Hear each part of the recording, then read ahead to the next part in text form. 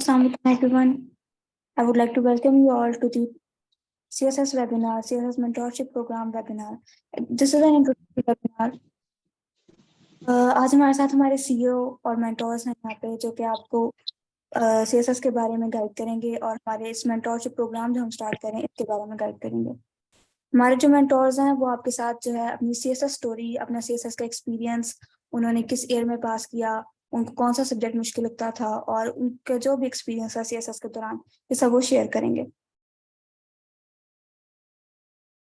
इस introductory webinar के बाद हमारी रेगुलर क्लासेस स्टार्ट हो जाएंगी ऑनलाइन, जो कि आपको फर्स्ट क्लास जो है इसकी CSS मेंटोरशिप प्रोग्राम की वो फ्री मिलेगी। इसके बाद इसके चार्जेस होंगे।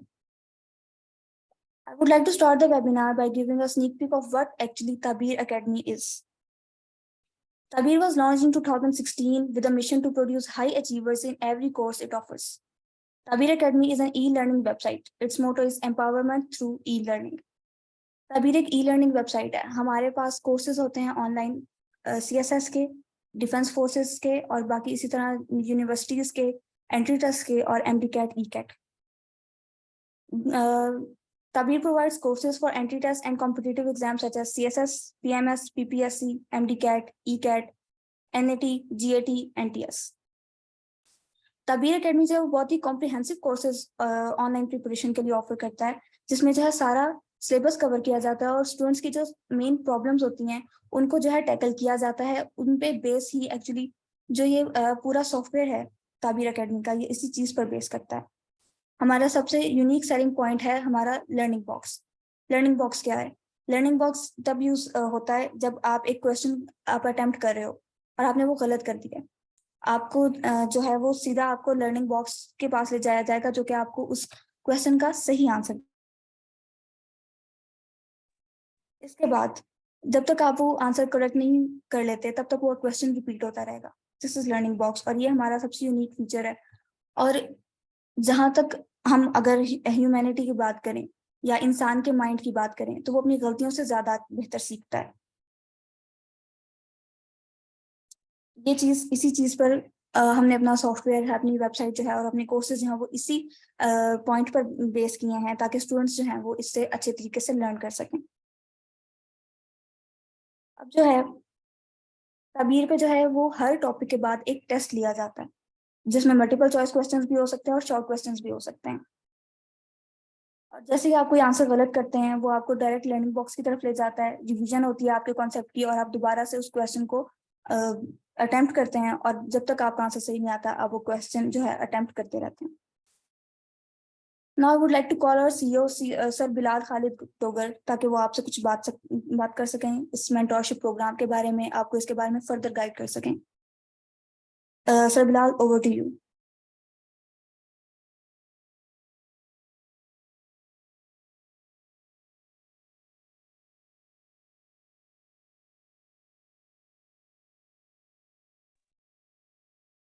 Bilal, you are on mute.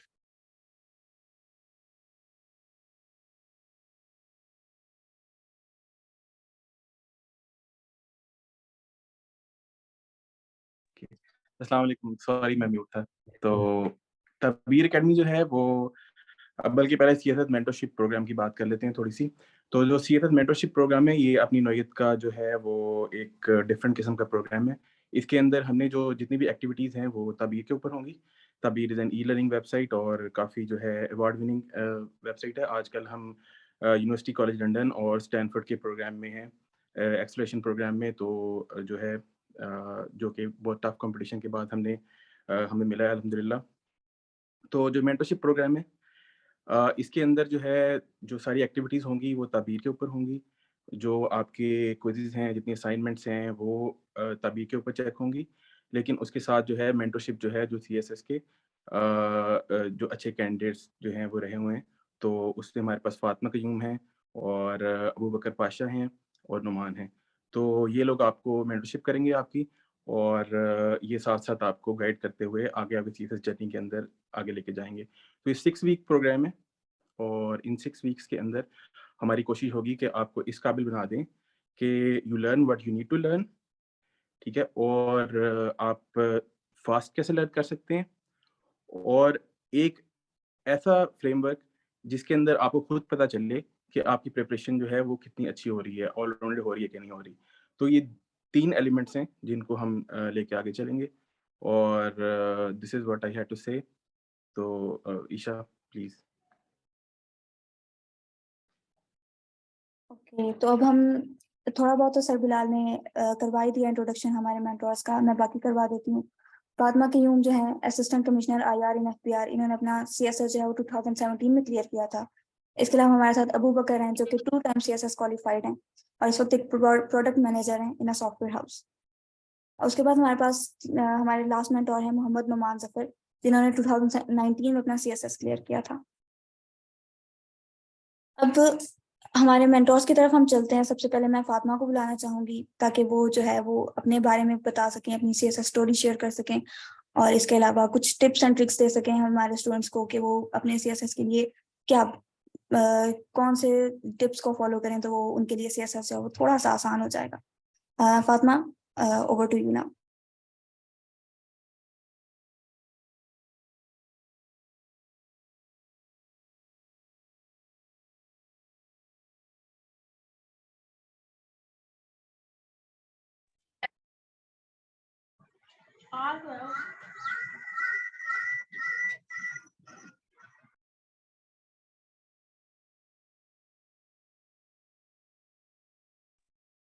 I think Fatima को आवाज नहीं जा रही है, लेट मी चेक अगेन।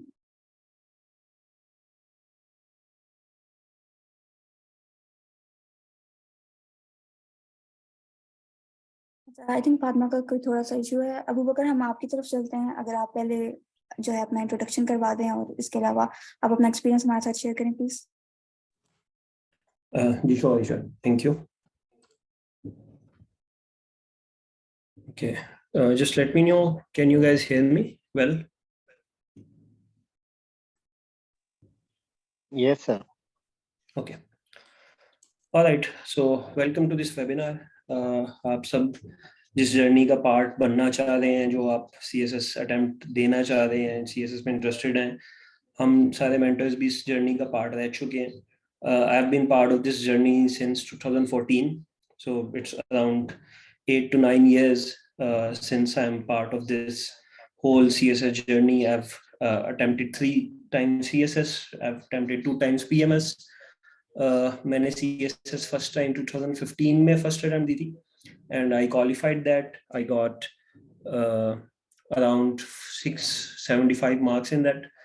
और उसके बाद मेरा बैच नंबर बना था 293. Unfortunately, I couldn't get allocation, but that was my very first attempt जिसमें मैंने CSS qualify किया था, written as well as interview. दूसरी attempt थी मेरी 2016 की, उसमें I got 720 marks, but I was 1 mark short in Pressy paper. I got 39, so that attempt was wasted. फिर 5 साल के गैप के बाद मेरी फाइनल अटेम्प्ट थी 2021 में, और वो भी अल्हम्दुलिल्लाह qualified written as well as interview. But being a Punjab candidate, you guys must know that it's tough to get allocation, so I couldn't get allocation. Currently I'm serving as a product manager in a software house. It's been 6 years I'm associated with them. I'm leading 3 different teams, and along with that I have 4 years of CSS mentorship experience. मैं कुछ private students को भी teach कर चुका हूँ, और 1 से 2 साल हो गए मुझे तबीर के साथ, बिलाल के साथ जुड़े हुए इस प्लेटफॉर्म पे। इसको ज्वाइन करने की वजह ये थी कि बिलाल जो CEO हैं आपके तबीर के, इनका विजन और मेरा vision kind of it matches, के हमारा पर्पस यही है कि स्टूडेंट्स को क्वालिटी एजुकेशन मिले एट लेसर कॉस्ट, और क्वालिटी एजुकेशन मिले, ना सिर्फ एक सोर्स ऑफ अर्निंग हो या एक सोर्स ऑफ बिजनेस ना बनाए हम टीचिंग को, बल्कि ऐसे स्टूडेंट्स जो कि डिजर्विंग भी हैं और ऐसे स्टूडेंट जो कुछ करना चाहते हैं तो उनको उनकी वैल्यू ऑफ मनी हम वापस कर सकें। तो इसलिए मैंने ज्वाइन किया था। मेरा एजुकेशनल बैकग्राउंड थोड़ा सा डाइवर्स है। I have 3 degrees. I have 1 basic degree of doctor pharmacy. I qualified that in 2015 from Punjab University.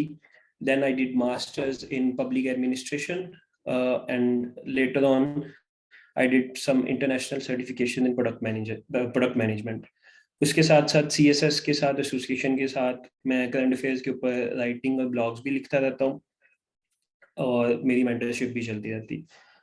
6 साल की जर्नी है, अगर मैं उसको फर्स्ट अटेम्प्ट से देखूँ लास्ट अटेम्प्ट तक, और अगर प्रेपरेशन से देखूँ तो 8 साल की जर्नी है। It's been a great learning experience, और CSS अटेम्प्ट जरूर करना चाहिए हर स्टूडेंट को, whatever the outcome is, but एक दफ़ा स्टूडेंट्स को इसको अटेम्प्ट लाजमी करना चाहिए। आपका वे ऑफ थिंकिंग, आपका वे ऑफ कम्युनिकेशन, आपका way to see different things, ये सब कुछ इम्प्रूव हो जाता है after you end up the examination.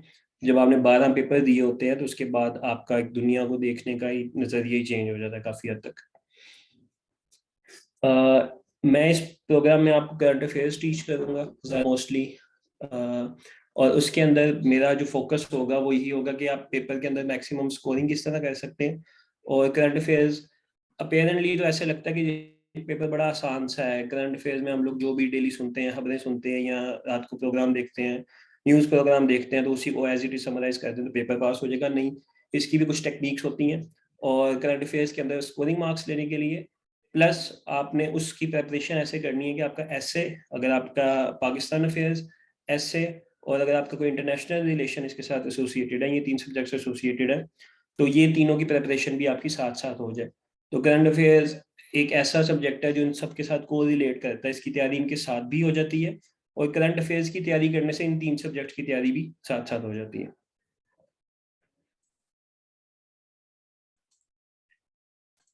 That's it I guess. Tabeer, हाँ जी, तबीर के बारे में in addition to what Bilal and Esha told you, मुझे ये प्लेटफॉर्म इसलिए पसंद है क्योंकि इंटरनेशनल स्टैंडर्ड्स पे अगर आप लोग थोड़ा सा IT से या इंटरनेशनल एजुकेशन स्टाइल से अब अवेयर होंगे तो कोर्सेरा या यूडेमी इस तरह के प्लेटफॉर्म्स हैं अब, जो कि ना सिर्फ वन वे ऑफ टीचिंग कर रहे हैं बल्कि 2 वे मेथड है, जिसमें स्टूडेंट्स कुछ अटेम्प्ट भी करते हैं, स्टूडेंट गेट्स अ फीडबैक, और वो सारा ऑटोमेटेड है और सब स्टूडेंट्स के लिए एक जैसा है। ये ऐसा कुछ नहीं है कि कोई एक स्टूडेंट है जो कि थोड़ा सा लेसर इंटेलिजेंट है और एक स्टूडेंट काफी ब्राइट है, तो ब्राइट स्टूडेंट्स के लिए एक सेपरेट क्लास नहीं है, बल्कि एक ही सॉफ्टवेयर है, इट्स एन ऑटोमेटेड सॉफ्टवेयर जिसके अंदर आपको हर तरह से फैसिलिटेट किया जाता है। तो I personally like this stuff a lot, क्योंकि ये इंटरेक्टिव है, और जितना आप इंटरेक्टिव रहेंगे किसी भी सेशन के अंदर तो उतना ही ज्यादा आपको सीखने का मिलता है। जैसे ईशा ने डिस्क्राइब भी किया कि आपको एक सैंपल आंसर भी मिलता है साथ, कि अगर आपने अपना आंसर लिखा और एक आपको सैंपल आंसर मिलेगा कि what should be the right answer. इसमें आप लोगों ने कोई क्वेश्चन स्टूडेंट्स ने पूछने हैं तो यू आर मोस्ट वेलकम।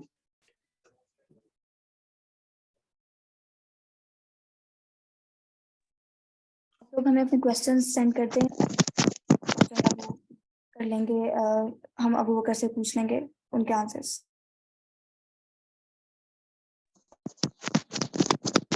अच्छा अबू बकर, एक क्वेश्चन एज आइस ब्रेकर मैं पूछ लेता हूँ आपसे कि मुझे ये बताएं कि CSS जो है वो मुश्किल है कि आसान है। I know it's a broad question but आपके अपने एक्सपीरियंस के मुताबिक क्या है? मेरा अपना एक्सपीरियंस टू बी ऑनेस्ट सारे स्टूडेंट्स के लिए यही है कि इट्स वेरी इजी। CSS कोई हमने हवा बनाया हुआ है, हो जाता है। अगर आप डेडिकेटेड हैं, अगर आप मेहनत करते हैं, तो उन्होंने 3 अटेम्प्ट्स रखी हैं, इसीलिए रखी हैं कि डिफिकल्ट है, थोड़ा सा डिफिकल्ट है तो 3 अटेम्प्ट्स हैं, but 3 attempts are sufficient to cross your CSS examination as well as to get allocation. It's not impossible. अगर आप डेडिकेटेड हैं, अगर आप डिसिप्लिन हैं, तो आप आराम से इसको क्लियर कर सकते हैं। इसमें एक एडिशनल टिप मैं देना चाहूँगा अपनी साइड से। आप CSS को प्लान करें, आप हम लाजमी प्लान करें, जैसे मैंने पहले भी सजेस्ट किया है कि आपको CSS अटेम्प्ट देनी चाहिए, क्योंकि इससे आप सीख सकते हैं। एक्सक्यूज मी, इससे आप सीख सकते हैं और आपका नजरिया चेंज होगा। बट अपनी आप बेसिक करियर डिग्री, आप बेसिक एजुकेशन प्लान कंप्लीट करने के बाद, CSS एक एग्जामिनेशन है, ये कोई डिग्री नहीं है। तो आप CSS अटेम्प्ट करेंगे, यू विल गेट एलोकेटेड, आप ब्यूरोक्रेसी में जाएंगे, you will get to serve your country, but if you don't, so you should have a career path, जो कि आपका अपना करियर पाथ है जिसमें आपने हमेशा रहना है। और जब भी आपके पास अपनी डिग्री सिक्योर्ड होगी, आपका एजुकेशन सिक्योर्ड होगी, तब आप CSS में ज्यादा अच्छा परफॉर्म कर सकते हैं। अच्छा एक दिमनी सवाल है, वो ये है कि आपने कहा है कि आपको डिसिप्लिन होना पड़ता है, तो क्योंकि इतना ज़्यादा सिलेबस है और इतनी ज़्यादा चीज़ें हैं, तो ये तो काफ़ी आप कह रहे हैं आसान है, तो वो इतना ज़्यादा पढ़ना तो बहुत मुश्किल है। तो डिसिप्लिन से क्या मुराद है कि किस तरह से डिसिप्लिन हो? आसान आसान जैसे मैंने इसीलिए बताया कि डिसिप्लिन है तो आसान है। बाय डिसिप्लिन इट मींस के मैं खुद स्टूडेंट रह चुका हूँ, यहाँ पे सारे स्टूडेंट्स मौजूद हैं, and we all know each other कि हम लोगों के अंदर एक टेंडेंसी होती है कि अगर सेमेस्टर सिस्टम है तो at the end of the semester पढ़ लिया, या असाइनमेंट की रात को आपने पढ़ लिया। और अगर आपका एनुअल सिस्टम है तो बिल्कुल ही उसमें तो 6 मंथ्स में नहीं, आप 1 साल के बाद पढ़ते हैं। और मेडिकल स्टूडेंट्स काफ़ी ज़्यादा इस चीज़ को बैक करेंगे कि वो 1 साल गुजर जाता है, उसके बाद वो अपनी 2-3 महीने में प्रिपरेशन करते हैं। इस तरह से CSS नहीं होगा।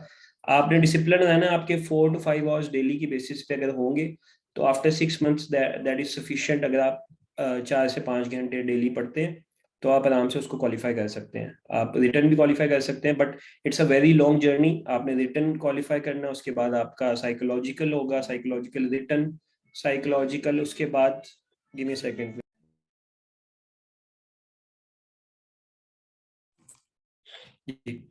साइकोलॉजिकल साइकोलॉजिकल रिटर्न के बाद साइकोलॉजिकल इंटरव्यू, उसके बाद आपका फाइनल इंटरव्यू।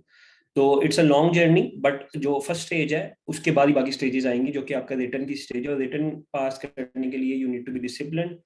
आप 4 to 5 आवर्स का डेडिकेटेड टाइम रखें। हाँ, इसके अंदर कुछ बच्चों के लिए थोड़ी सी ड्यूरेशन चेंज हो सकती है। अगर आपकी बेसिक स्ट्रॉन्ग है, अगर आपकी इंग्लिश स्ट्रॉन्ग है, आपकी अपने जो सब्जेक्ट सिलेक्शन है उनके ऊपर बेसिक कमांड अगर आपने बैचलर्स में ही हासिल की हुई है तो आपको 6 मंथ्स लगेंगे। और अगर आप बिल्कुल स्क्रैच से स्टार्ट कर रहे हैं तो maybe it can take 1 year for some students. But again discipline is the key. आपको एक उस पूरे ड्यूरेशन के अंदर आपको अपनी बाकी एक्टिविटीज छोड़ के सिर्फ पढ़ना पड़ेगा, टारगेटेड होना पड़ेगा, और इंशाल्लाह ये आपका एग्जाम क्लियर हो जाएगा। अच्छा, ये इरफान का एक क्वेश्चन है कि क्या हम बैचलर के बाद डायरेक्ट CSS में आ सकते हैं? तो अबू जी बकर प्लीज आंसर करते हैं। जी जी जी जी इरफान, बैचलर्स ही बेसिकली क्राइटेरिया है आपका, ग्रेजुएशन क्राइटेरिया।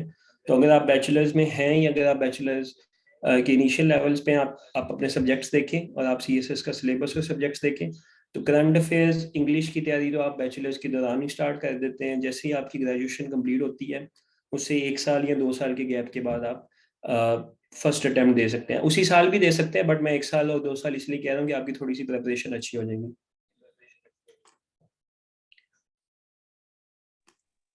ओके, अगर किसी और का कोई क्वेश्चन है तो वो भी हाँ जी, पूछ। एक एक एक और क्वेश्चन है ये जी दानिश शफीक का। Which papers and platforms we should read in order to get high scores in CA? So current affairs के लिए दानिश, इट्स सिंपल। जैसे अभी मैंने इरफान के क्वेश्चन के आंसर में बताया कि आपने जब भी अटेम्प्ट देनी है उससे काफी टाइम पहले आपने इन चीजों के अंदर इन हो जाना है। और इन होने का मतलब इंग्लिश और करंट अफेयर्स के अंदर आपने इन रहना है। तो सिंपली आपका डॉन डॉन रीडिंग हैबिट, डॉन के एडिटोरियल्स आप डेली बेसिस पे अभी से स्टार्ट कर दें। उसको पढ़ने का कोई नुकसान नहीं है, आपको ऐसी दुनिया के बारे में पता चलता है। और आपकी सारी ब्यूरोक्रेसी, इवन मिलिट्री भी सारी डॉन ही रीड करती है। तो डॉन के एडिटोरियल्स काफी इंपॉर्टेंट है, वो पढ़ना स्टार्ट करें। डॉन की हेडलाइंस 9 बजे वाला, सॉरी 8 बजे वाला या 10 बजे वाला कोई एक टॉक शो उठा लें। वेदर इट्स शाहजेब खानजादा का, आपका इमरान खान, कोई एक आप टॉक शो उठा लें और उस टॉक शो को आप डेली फॉलो करना स्टार्ट करें ताकि आपके करंट अफेयर्स बिल्डअप होते रहें। और एक आपने in on top of this एक आपने इंटरनेशनल चैनल फॉलो कर लेना, दैट इज CNN और BBC, जिससे आपको इंटरनेशनल, या अल जजीरा, जहाँ से आपकी इंटरनेशनल करंट अफेयर्स की तैयारी भी होती रहे। और ये ऐसी चीजें हैं जिनको आपने प्रेपरेशन नहीं बनाना, आपने वो शो ये इसलिए नहीं देखना बैठ के कि अच्छा मैं 1 घंटा पढ़ने लगा हूँ। नहीं, इट्स अ कैजुअल थिंग। आपको ये हैबिट, अगर आप CSS एस्पायरेंट हैं तो आपको ये डॉन टॉक शो, ये सारी चीजों के अंदर आपको, ये आपकी रूटीन का पार्ट होने चाहिए।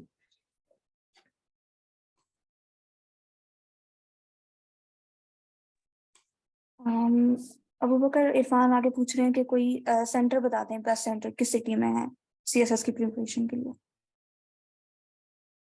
ताबीर आपके पास है आपकी सिटी में? बिल्कुल ताबीर जो है आपके पास ऑनलाइन जो है, आप घर बैठे आराम से तैयारी कर सकते हैं। आपको किसी सिटी में किसी सेंटर में जाने की जरूरत नहीं है। ऑनलाइन घर पे बैठे आप इजीली तैयारी कर सकते हैं। अच्छा, अगर किसी के फर्दर क्वेश्चंस हैं तो वो हमें सेंड करते जाएं। हम लोग जो है अब आगे मूव ऑन करते हैं। अब हम नुमान की तरफ चलते हैं। नुमान, आप अब अपना एक्सपीरियंस जरा हमारे साथ शेयर करें, अपनी सेल्फ स्टोरी हमारे साथ शेयर करें, और इसी तरह अगर स्टूडेंट्स के कोई क्वेश्चंस आपसे होंगे तो हम वो क्वेश्चंस भी लेते हैं। नुमान प्लीज आप स्टार्ट कर सकते हैं। जी अस्सलाम वालेकुम, आवाज़ आ रही है आपको? प्लीज़ कंफर्म कर दें। Yes sir. चलें ठीक है जी, बिस्मिल्लाहिर्रहमानिर्रहीम। बस मैं ब्रीफली से बता देता हूँ। नुमान ज़फ़र नाम से तो आपको अंदाज़ा हुआ। I am currently ASP SDPO Khairpur, और वैसे PSP 48 कॉमन है मेरा, और इसके अलावा PMS बैच 10 भी था। तो back in 2019 I appeared in CSS and PMS as well. अल्हम्दुलिल्लाह दोनों एग्जाम्स जो है वो फर्स्ट अटेम्प्ट में मैंने क्लियर किए। तो ब्रीफली सा मेरा educational background, I did BS in accounting and finance from IBA Karachi.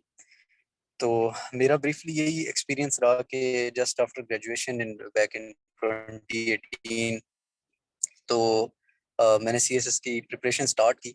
तो मैं बस ये इसको देखता हूँ कि पहले जिस तरह से अभी एक अबू बकर साहब मेरे ख्याल में बात कर रहे थे कि फॉर इंस्टेंस जब तक हमारी ग्रेजुएशन नहीं हुई होती तो तब तक डेफिनेटली हम थोड़ा सा अपना डिसिप्लिन जो है वो बनाना शुरू कर दें। मतलब कोई पैसिव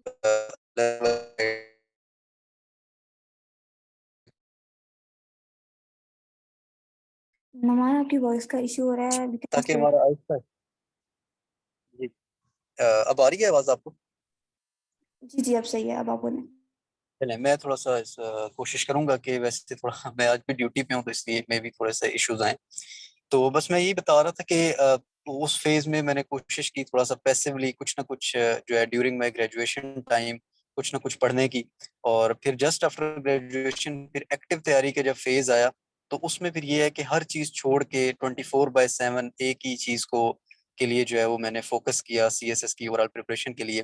तो उसमें मैं बस जो मेरी पंच लाइन ये है कि ज़रूरी नहीं है कि आप कोई एकेडमी या कोई इस तरह के उसमें जाएं, लेकिन गाइडेंस ज़रूरी है कि कोई गाइड करने वाला हो, बट उसके बाद अल्टीमेटली ये आपका अपना ही है, सेल्फ स्टडी है। और हाँ, ऐसे वगैरह है या ओवरऑल जो इंग्लिश का एक्सप्रेशन है, क्योंकि मैं ये कहता हूँ कि CSS जो है वो इट्स बेसिकली ये लिखने का ही एग्जाम है। क्योंकि आपने 12 के 12 पेपर्स में अल्टीमेटली 3 घंटे के अंदर हमें टाइम जो दिया जाता है तो हमने लिखना होता है। तो उसके बेस पे ही हमें जज किया जाता है। कोई हमें ये नहीं पूछता कि आपने कितनी किताबें पढ़ी हैं। तो अल्टीमेटली 3 घंटे में हम जो लिख के आते हैं, और वो उसमें मोस्टली पेपर्स जो है वो हमने इंग्लिश में ही लिखने होते हैं। तो एक्सप्रेशन डेवलप करना और उसके बाद एसे का पेपर तो है ही है। तो मेरी तैयारी में ये है कि फर्स्ट जो 3 मंथ्स थे उसमें मेन फोकस रहा एसे पे, उसकी लिखने पे और उसकी इवेलुएशन पे। तो उसमें तो मैं लाजमी कहूँगा कि मेंटोरशिप जो है वो बाकायदा होनी चाहिए। फिर बाकी सब्जेक्ट्स में भी इसी तरह कुछ सीनियर्स से हमने गाइडेंस ली और गाइडेंस से खुद ही पढ़ना स्टार्ट कर दिया। तो ये एक ओवरऑल जो है ना 6.5 मंथ्स की मेरी तैयारी थी। तो और ये इस चीज़ ने मुझे फ़ायदा दिया। अब आ जाते हैं ताबीर एकेडमी के साथ। जिस तरह इनसे मेरी स्टार्ट में बात हो रही थी तो इनका मॉडल भी मुझे इसलिए थोड़ा सा जो है रेलिवेंट लगा है कि इसमें जो है वो फोकस जो है वो बहुत ज़्यादा पढ़ाने पे नहीं होगा बल्कि गाइड करने पे होगा। क्योंकि इनके जो कोर्सेज हैं वो बड़े अच्छे से जो है वो ऑलरेडी प्रिपेयर्ड हैं, उसमें कंटेंट बहुत अच्छा है, डिटेल्ड है। तो उसमें मतलब सेशन से पहले जो है वो स्टूडेंट एस्पायरेंट्स जो है उसको अगर खुद गो थ्रू कर लें और उसके बाद जो है वो जो मेंटोर होगा वो सिंपली उसको एक गाइड करे कि फॉर इंस्टेंस उनके पर्टिकुलर सवाल ही हो उस सेशन में 35-40 मिनट्स या जितना भी 1 घंटे का सेशन होता है, ना कि उसके अंदर कॉन्सेप्चुअल क्लैरिटी कराई जाए। क्योंकि जो अगर हम CSS का एक एक सब्जेक्ट उठाएं तो वो इन इट सेल्फ एक डिग्री है। तो उसको अगर हम पढ़ाने बैठ जाएं कॉन्सेप्चुअली तो बहुत टाइम लग जाएगा, एक एक सब्जेक्ट पे हमारे 6-6 7-7 महीने लग जाएंगे। तो अल्टीमेटली जैसे पहले आई गेस जो एक मेंटोर बात कर रहे थे कि इट्स अल्टीमेटली ये है कि हम ये एक एग्जाम है, हमने इसको एग्जाम लेके चलना है, ना कि हमने इसको जो है वो एक इसके अंदर हमने कोई आलिम फाजिल बनना है। तो इस लिहाज से मुझे ये मॉडल बहुत रेलिवेंट और बड़ा अच्छा लगा और बड़ा स्पेसिफिक है। तो फर्दर कोई क्वेश्चंस हो तो आप लोग वन बाय वन पूछते जाएं प्लीज। अच्छा नुमान, ये कुछ क्वेश्चंस हैं हमारे पास जिसमें वो कह रहे हैं कि CSS के डिफरेंट सब्जेक्ट्स की गाइड्स होती हैं, तो क्या गाइड्स बेनिफिशियल हैं CSS की प्रिपरेशन के? मैं ये समझता हूँ ना, गाइड से ज्यादा जो है ना वो आप जिस तरह से रैंडम उसमें पढ़ें। फॉर इंस्टेंस एक तो हमारी अपनी जो CSS का जो हमारा सिलेबस होता है तो उसमें रिकमेंडेड बुक्स होती हैं। अब इसमें जो है ना स्मार्ट स्टडी करने की जरूरत है। मतलब स्मार्ट स्टडी क्या है कि अगर कोई बुक है तो हमने पूरी बुक नहीं पढ़नी, हमने ये देखना है कि हमारा CSS का जो सिलेबस है उसमें क्या चीज पूछी हुई है, हम वो चीज पर्टिकुलरली जो है पढ़ें। फॉर इंस्टेंस अगर जो है वो 700 पेजेस की एक बुक है, तो ये जरूरी है कि अगर उसके अंदर हमारे CSS से रिलेटेड जो टॉपिक है अगर वो 350 पेज से लेके 375 पेज तक है, तो हम उतना ही पढ़ें और उसके अपने नोट्स बनाएं। तो ज्यादा तो अच्छा यही है, क्योंकि जो रैंडम गाइड्स पढ़ी हैं वो चूंकि हर एस्पायरेंट पढ़ के आ रहा होगा, तो अल्टीमेटली ये मुकाबले का इम्तिहान है, कंपटीशन है। तो बेहतर यही है कि आप जितना यूनिक अपना मटेरियल डिफरेंट सोर्सेज से लेके आएंगे। और आजकल डिफरेंट सोर्सेज से मुराद, अच्छा बुक भी अगर किसी के पास अवेलेबल ना हो, तो आजकल इंटरनेट पे आपके गूगल के ऊपर, गूगल स्कॉलर पे अगर आप सर्च करें, इतने अच्छे अच्छे आर्टिकल, इतने अच्छे अच्छे रिसर्च पेपर्स पढ़े हैं, या इतनी मतलब मल्टीपल जो है वेबसाइट्स के ऊपर अगर आप देखें, तो क्योंकि आप मतलब ये जरूरी नहीं है कि आपने एक ही चीज को बहुत ज्यादा मास्टर करना है। अगर आप डिफरेंट जगहों से इस तरह से मटेरियल पिक करें, फिर उसके अपने नोट्स लाजमी बना लें ताकि वो आपको फायदा हो अल्टीमेटली जब आप रिवीजन कर रहे हो। बाकी ये गाइड्स मतलब गाइड्स को फिर गाइड के तौर पे लें।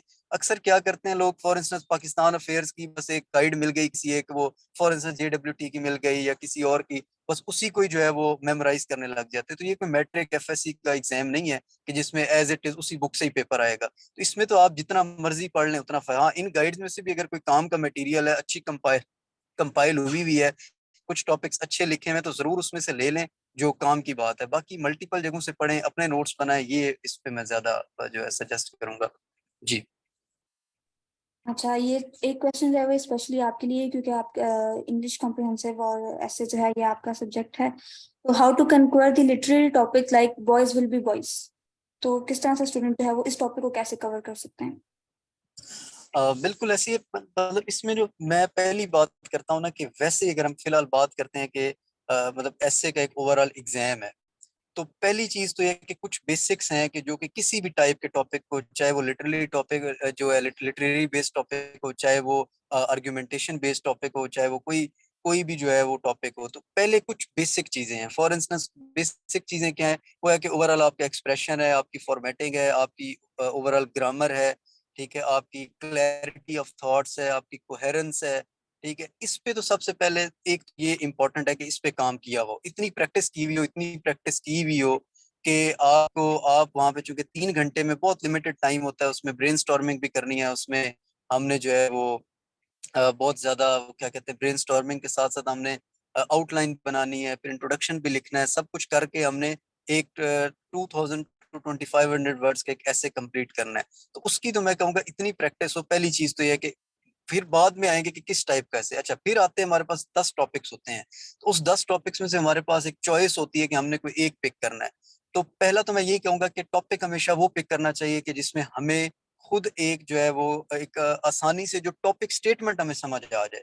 अब बात करें boys will be boys, for instance अभी मैं स्टेज पे बैठा हूँ, तो मुझे बिल्कुल इस टॉपिक की उस तरह से क्लैरिटी या उस तरह से अंडरस्टैंडिंग नहीं है, तो मेरे पास, मैं डेफिनेटली इसको अभी स्किप करूंगा, मैं बाकी 9 की तरफ जाऊंगा। क्योंकि देखिए CSS मैंने पहले बात की कि जरूरी नहीं है कि आप हर चीज पढ़ के गए हो। अब मतलब मेरी 6.5 महीने की तैयारी है, तो मैं बिल्कुल ये नहीं कहूंगा कि मैं, क्योंकि मैंने तो बड़ी स्मार्ट तैयारी की है, मैंने वो वाली तैयारी तो नहीं की कि मुझे हर एक एक चीज पता है।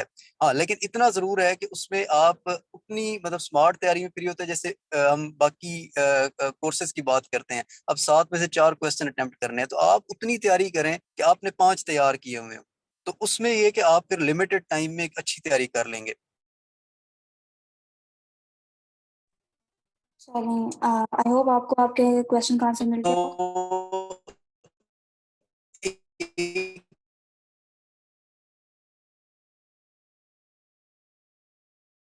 अनुमान, आपकी आवाज नहीं आ रही है हमें। तो ये बात हो, आ रही है? जी आवाज आ रही है मेरी?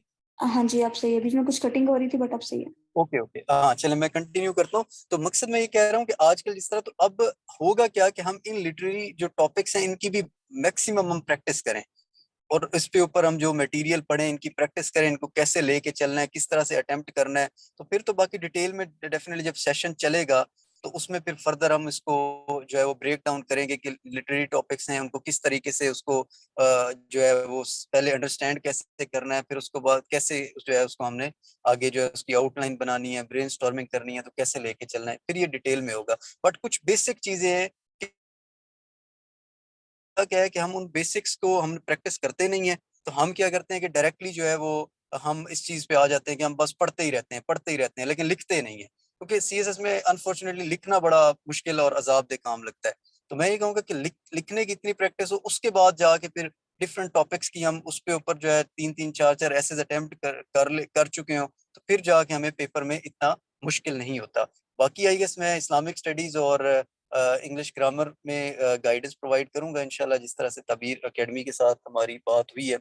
तो उसमें भी हम यही कोशिश करेंगे कि जो कोर्स की एक्सेस होगी आपके पास, में मैंने गो थ्रू किया है, कोर्स काफी अच्छा बना हुआ है, तो जो हमारे स्टूडेंट्स होंगे उसको पहले से अगर वो करके आएंगे, फिर हम सेशन में कोशिश करेंगे हम डिस्कस करें कि मतलब पहले से जो मटेरियल दिया हुआ है वो तो आप लोग पढ़ लें, फिर उसके बाद कोई एडिशनल चीज है, कोई क्वेश्चंस हैं, कोई क्लैरिटीज चाहिए, उस पे हम बात करें, कि ना कि हम जो है वो एक बकायदा बीएस इस्लामिक स्टडीज या बीएस इंग्लिश वाला समझ के जनाब बिल्कुल डेप्थ में जाके एक एक चीज बता रहे हो, तो उसमें फिर आपका भी टाइम वेस्ट होगा और उसका इतना फायदा नहीं है एग्जाम पॉइंट ऑफ व्यू से। वैसे तो डेफिनेटली आप जितना पढ़ें तो उतना फायदामंद चीज है जी।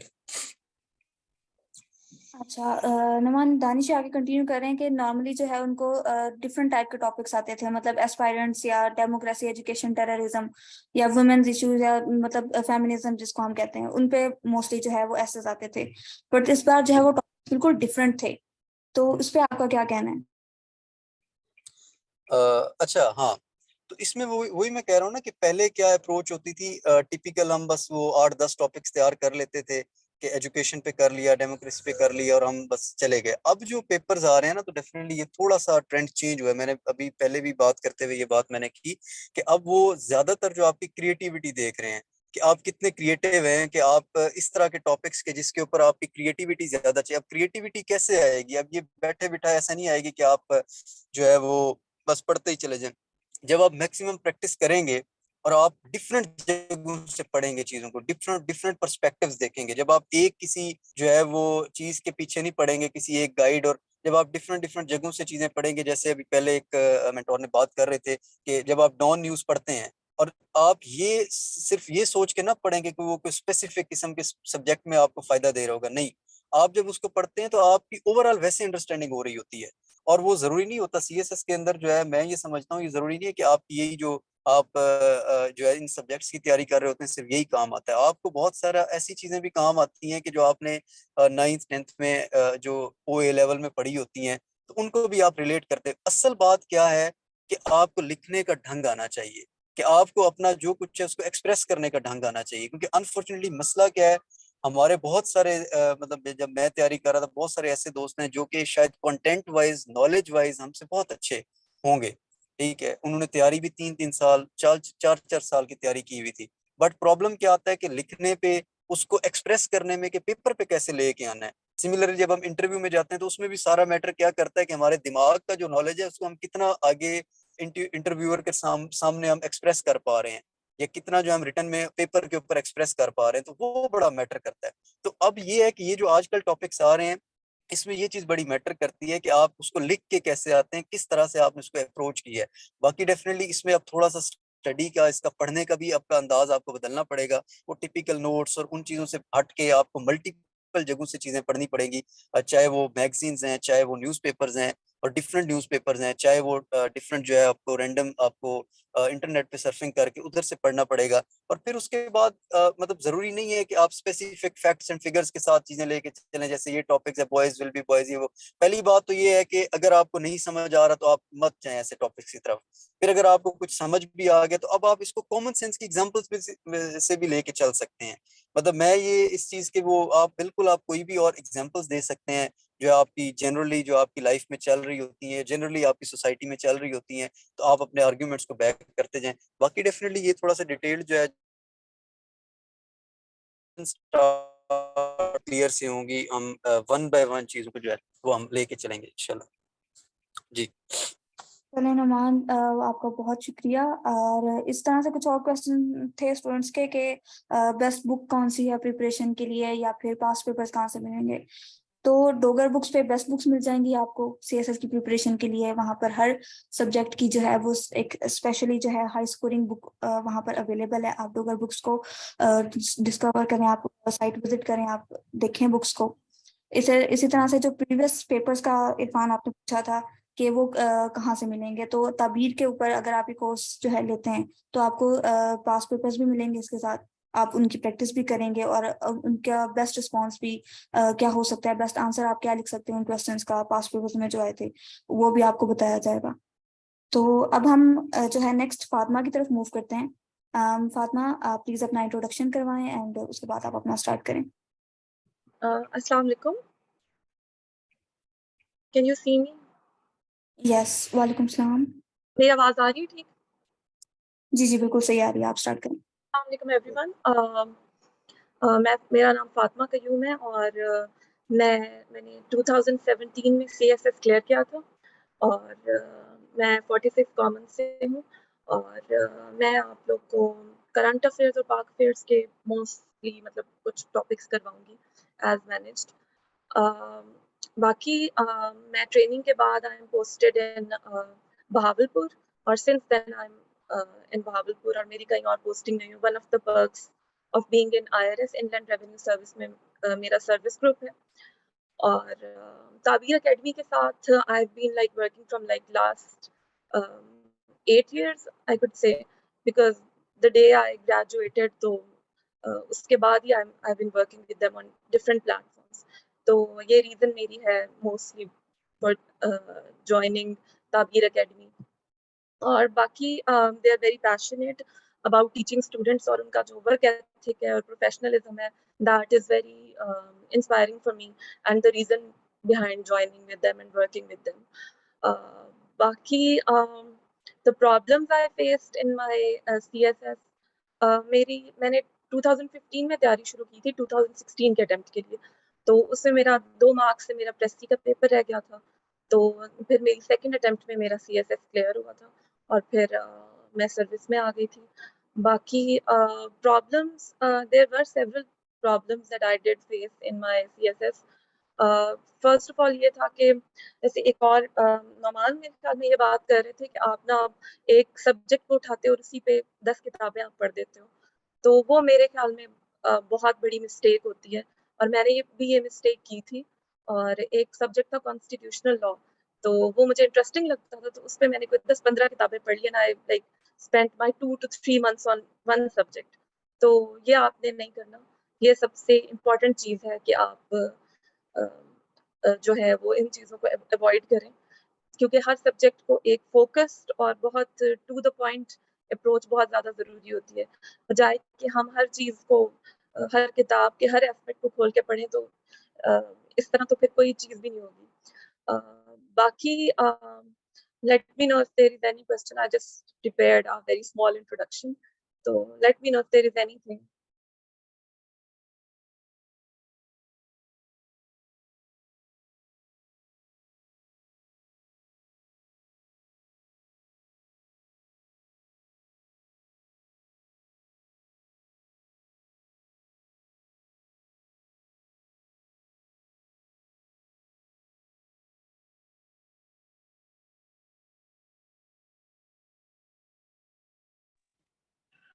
अस्सलाम वालेकुम। फातिमा, थोड़ा सा बता दें कि आपके ऑप्शनल सब्जेक्ट्स कौन से थे और कंपल्सरी सब्जेक्ट्स में आपको सबसे जो चैलेंजिंग सब्जेक्ट है वो कौन सा लगता था? अच्छा, कंपल्सरी में मेरे ऑप्शनल सब्जेक्ट्स थे political science, constitutional law, gender studies, sociology और यूरोपियन हिस्ट्री। एक अटेम्प्ट में मेरा US हिस्ट्री था और एक में यूरोपियन हिस्ट्री था। और बाकी कंपल्सरी में जो मुझे डिफिकल्ट, मुझे पाकिस्तान अफेयर्स और करंट अफेयर्स ही लगे। इवन आई वुडंट से ऐसे, क्योंकि जनरली लोग ज़्यादा ऐसे से डर रहे होते हैं और प्रेस्टी से, लेकिन मेरे ख्याल में जो ज़्यादा चैलेंजिंग है तैयार करना, वो पाकिस्तान अफेयर्स और करंट अफेयर्स है।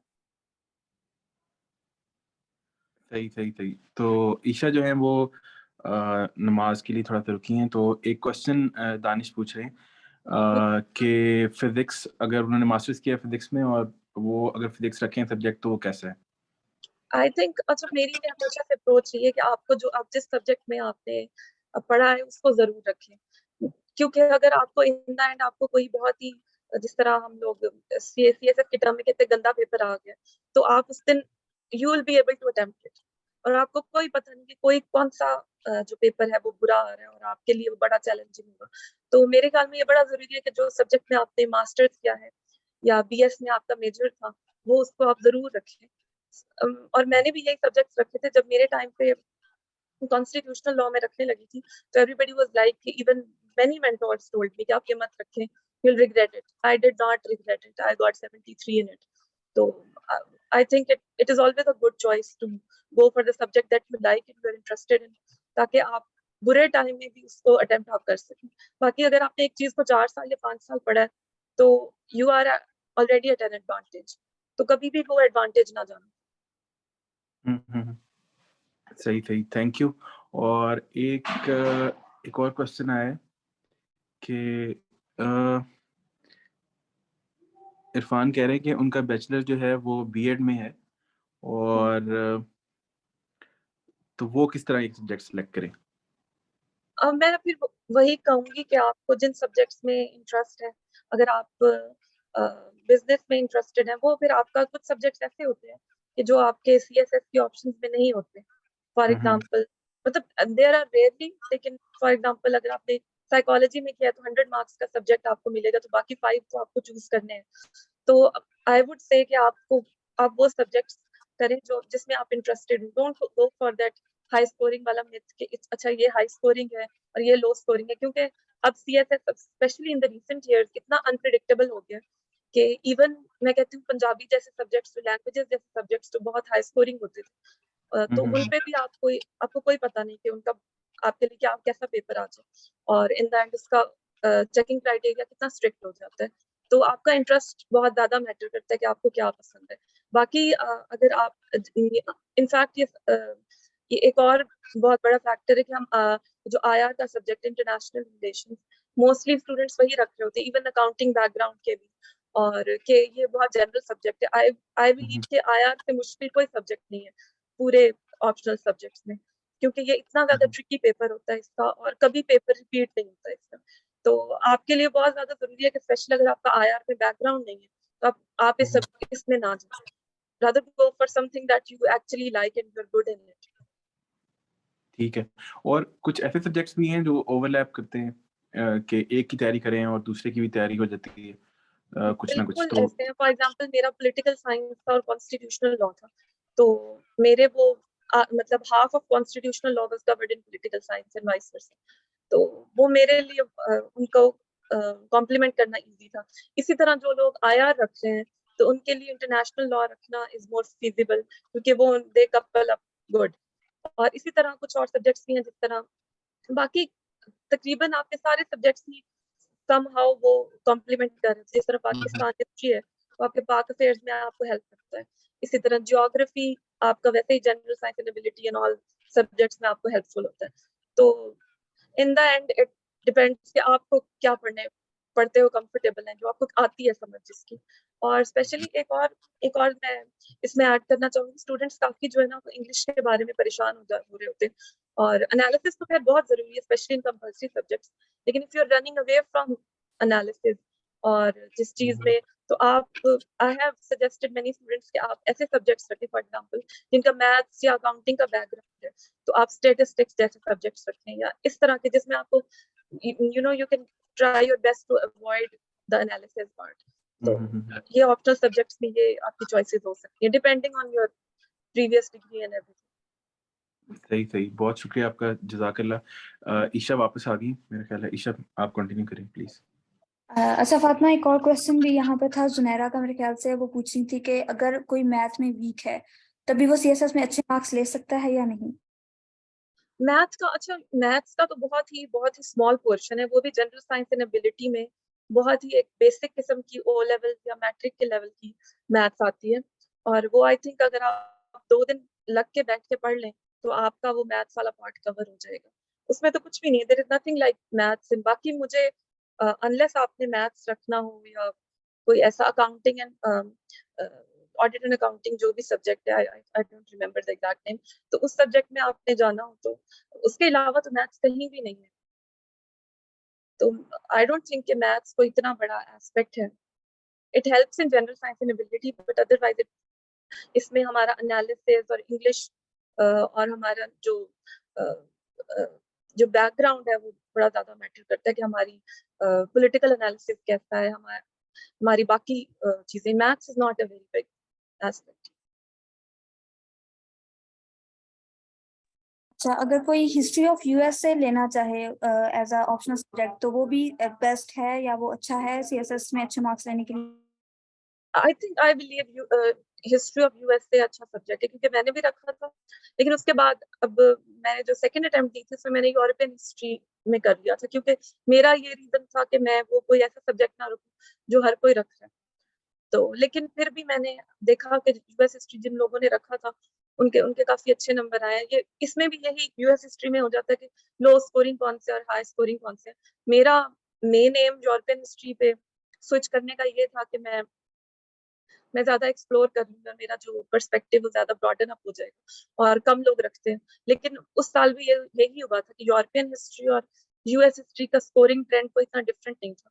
लेकिन अब रिसेंटली जो 2022 का जो पेपर था यूएस हिस्ट्री का, मैं देख रही थी कि वो थोड़ा सा ट्रिकी आया था, क्योंकि अब जाहिर है ज्यादा सब लोग जो सब्जेक्ट रखेंगे वो उसके पेपर थोड़े से ट्रिकी होंगे। लेकिन अगर आपने अच्छा पढ़ा हुआ है तो उसमें आई बिलीव के वो भी आप कर सकते। अच्छा, एक तो क्वेश्चन है कि इंदु पाक हिस्ट्री के बारे में आपका क्या व्यू है कि वो कैसा ऑप्शनल सब्जेक्ट है? इसके अलावा कि सीएसएस किस एज तक हम अटेम्प्ट कर सकते हैं, या इसकी कोई एज लिमिट है या नहीं? जो सीएसएस की एट द मोमेंट तो 30 एज है। अगर आपने फॉर एग्जांपल फरवरी में पेपर हो रहा है तो उससे 2023 में फॉर एग्जांपल फरवरी में पेपर हुआ है तो अक्टूबर 2022 तक आपकी 30 एज से कम हो। और बाकी जो अगर आप कोई गवर्नमेंट सर्वेंट है तो आई थिंक वो 2 इयर्स का एक्सटेंशन है, बाकी तो ये है। और इंडो पाक हिस्ट्री का ये है कि मैं कहूंगी कि ये बाकी हिस्ट्री के थोड़ा सा ये लेंथी है सब्जेक्ट, लेकिन ये बाकियों को इतना अच्छे से कॉम्प्लीमेंट करते हैं। और आपने अगर पहले पढ़ा हुआ है and you think you can do it तो श्योर गो फॉर इट। अच्छा, thank you so much Fatima. Numan, can you hear me? अगर आप यहाँ पर हैं तो एक क्वेश्चन है आपके लिए। प्रेसिज एंड कॉम्पोजिशन के लिए स्टूडेंट कह रहे हैं कि कुछ बताएं, कुछ उसकी डिटेल्स शेयर करते हैं प्लीज।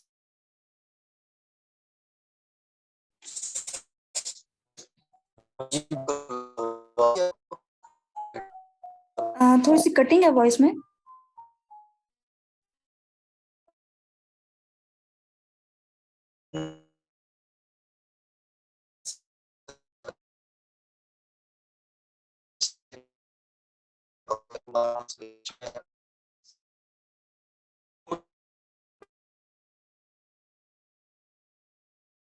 नुमान, हमें आपकी आवाज नहीं आ रही एक्चुअली।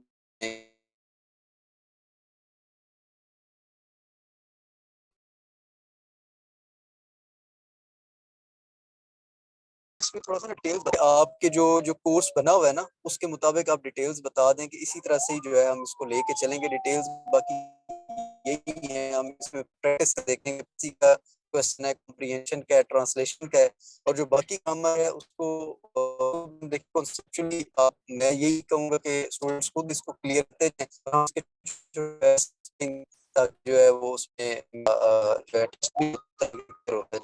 बाकी इसके अलावा इसमें जितना ज्यादा हम उसमें करेंगे, सिनोनिम एंटोनिम वाला पोर्शन है तो उसमें भी जितना ज्यादा हम पढ़ लें, जीआरई वाले वर्ड्स हैं, ये इसके अलावा जो वर्ड्स हैं तो जितना हम ज्यादा कर लें उतना ही जो है हमारा एक कवर। चलें, सही है। थोड़ा सा मैं बता देता हूँ कि इसके अंदर ना हम ज़्यादा फोकस करेंगे लर्निंग बाय डूइंग पे। तो आपके सामने जो है क्वेश्चंस होंगे, आप क्वेश्चन अटेम्प्ट करेंगे, और अगर आपके क्वेश्चन जो है वो बेहतर आप स्कोर नहीं करते तो आप उसको री अटेम्प्ट करेंगे। तो इस तरह री अटेम्प्ट होते होते at a point in time आप उसको मास्टर कर लेंगे उस टॉपिक को। तो इस तरह से हम लेके चलेंगे, इसको बार बार रिव्यू करते हुए, बार बार मेंटरशिप करते हुए एक दफ़ा कर देंगे तो उसके बाद जो है वो मेंटर उसको रिव्यू करके आपको जो है वो करते रहेंगे इम्प्रूव। तो दिस इज़ हाउ जो है हम चीज़ों को लेके आगे चलेंगे। तो ये है।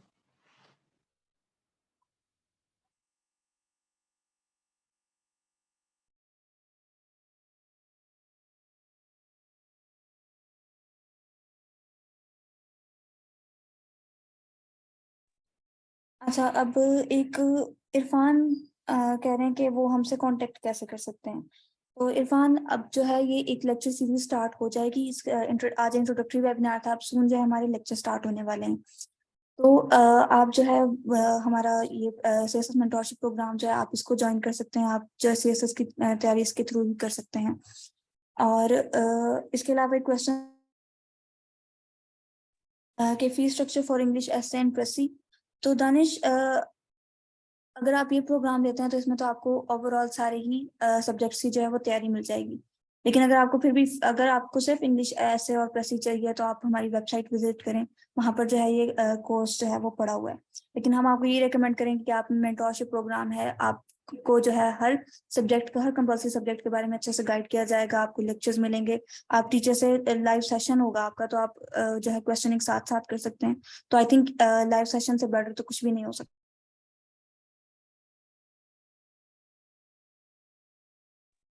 अच्छा, आई थिंक अबू बकर आप हमारे साथ हैं, तो इस क्वेश्चन का आंसर प्लीज दे दें कि कॉन्स्टिट्यूशनल लॉ और मुस्लिम लॉ, इनमें से कौन सा सेलेक्ट करना चाहिए स्टूडेंट को।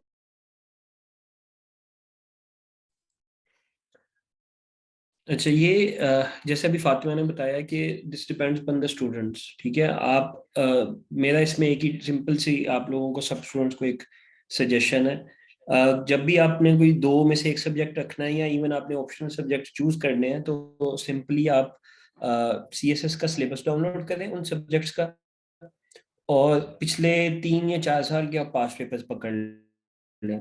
जब आप सिलेबस पढ़ेंगे और आप पास्ट पेपर्स पढ़ेंगे ना, तो एक आपको खुद ही इनेट फीलिंग आने लग जाएगी कि आपका इंटरेस्ट किस साइड पे है, जो कि सबसे ज्यादा नेसेसरी है। या तो आपका बैकग्राउंड उस सब्जेक्ट का हो, या फिर आपका इंटरेस्ट उस साइड पे डेवलप होता हो।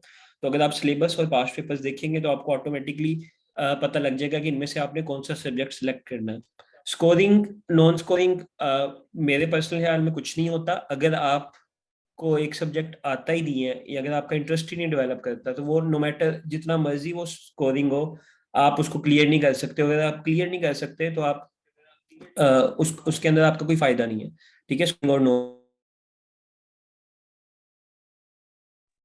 अच्छा तो बकर, आपने सबसे पहले ये देखना है, नोट करें सॉरी कंटिन्यू करें आप। करें।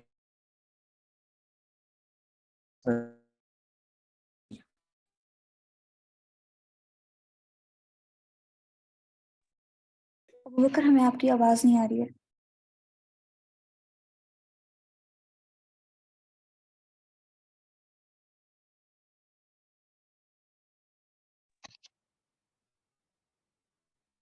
अब आ रही है आवाज? जी जी, अब सही है, अब आप बात करें। मैं ये कहता कि आप, इसका सिंपल सोल्यूशन है कि आप पास्ट पेपर्स डाउनलोड करें अपने, और आप सिलेबस डाउनलोड करें, और उसके अंदर आप देखें आपका इंटरेस्ट किस सब्जेक्ट में डेवलप होता है। दो ही फैक्टर्स होते हैं, एक आपका इंटरेस्ट होना चाहिए, दूसरा आपके एजुकेशनल बैकग्राउंड से वो किसी तरह से अगर रिलेट करता है। अगर नहीं रिलेट करता तो बस आपके इंटरेस्ट पे डिपेंड करता है। अगर एक ऐसा सब्जेक्ट है जो सब कहते हैं कि बड़ा स्कोरिंग है, और आपका उसमें इंटरेस्ट डेवलप नहीं होता, तो वो स्कोरिंग छोड़ दें, आप शायद वो पेपर पास भी नहीं कर सकेंगे। इसलिए नेसेसरी है कि आप पेपर चूज करते हुए कॉन्स्टिट्यूशनल लॉ या मुस्लिम लॉ, दोनों में से आप दोनों के पास पेपर्स डाउनलोड करें, दोनों का सिलेबस देखें, और सी कि आपको इसमें से किसमें आपका इंटरेस्ट डेवलप होता है। क्योंकि लॉ एक काफ़ी टेक्निकल सब्जेक्ट होता है, और हर कोई लॉ के अंदर स्कोर अच्छा नहीं ले सकता। तो आप, समटाइम एस्पिरेंट्स क्या करते हैं कि वो सब्जेक्ट तो उठा लेते हैं।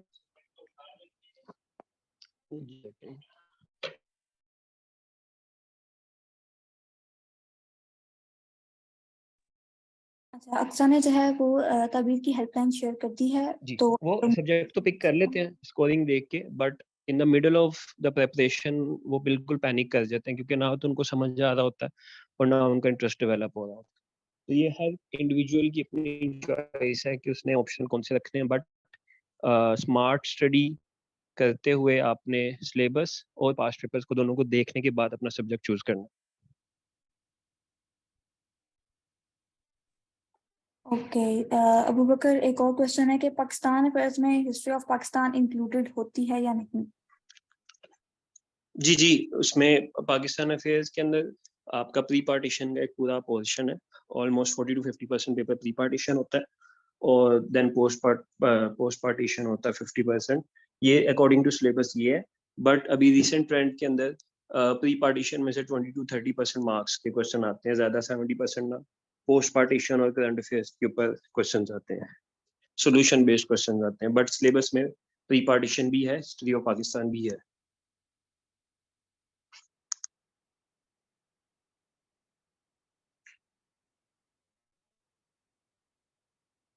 अच्छा अबू बकर, क्या ऐसा है कि CSS के लिए कोई मिनिमम एज भी हो कि उस एज से पहले आप जो है वो CSS नहीं दे सकते? क्योंकि एक क्वेश्चन है यहाँ पे कि 2004 की उनकी डेट ऑफ बर्थ है, तो वो क्या 2024 और 25 का CSS अटेम्प्ट कर सकते हैं या नहीं? I guess as per rules अभी 21 years age है, but I'll have to check and confirm, but as per my knowledge 21 years minimum age है CSS की,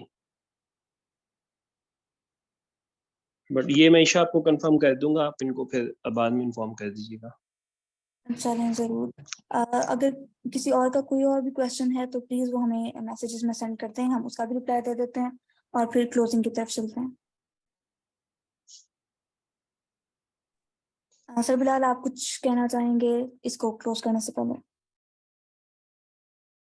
नहीं, कुछ खास नहीं, लेकिन बहुत शुक्रिया सारे मेंटोर्स का, अबू बकर का, फातिमा और नुमान, आप सबका शुक्रिया, आपने टाइम दिया, और स्टूडेंट्स का भी शुक्रिया जो ये जर्नी पे बात करना चाहते हैं, और इंशाल्लाह ये एक जो है काफ़ी फ्रूटफुल जर्नी होगा। CSS जो है वो पास करना मेहनत भी है और लक भी है, तो मेहनत जो है वो इंशाल्लाह हम करेंगे आपके साथ, मेंटर्स आपसे मेहनत करेंगे, बाकी आगे जो है वो लक का फैक्टर भी है, तो लेकिन जर्नी जो है उसको एंजॉय करना चाहिए, और उसको एंजॉय करने से आपको जो है CSS होता है या नहीं भी होता, तो तब भी जो है वो आपके लिए एक लाइफ चेंजिंग एक्सपीरियंस होगा इंशाल्लाह।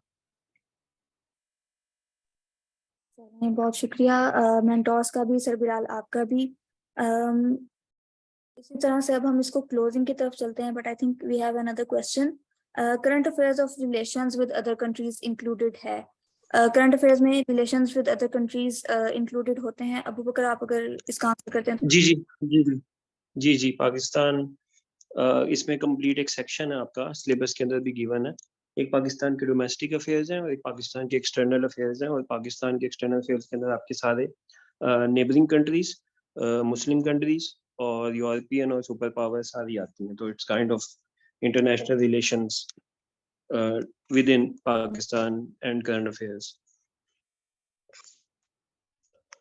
हाँ, मेरा एज का क्वेश्चन मैंने देखा है, इट्स 21 ईयर्स और मंथ्स इस तरह से कैलकुलेट होते हैं कि 1 जनवरी, किसी भी साल की 1 जनवरी को आपकी जो कट ऑफ डेट होगी वो कैलकुलेटेड होगी, तो आपकी अगर 21, आप अगर इस साल की 2023 में 1 जनवरी को अगर आप 21 साल के हो गए तो आप अटेम्प्ट दे सकते हैं, अगर आप 2024 में 1 जनवरी को 21 साल के होंगे तो आप तब दे सकेंगे अटेम्प्ट।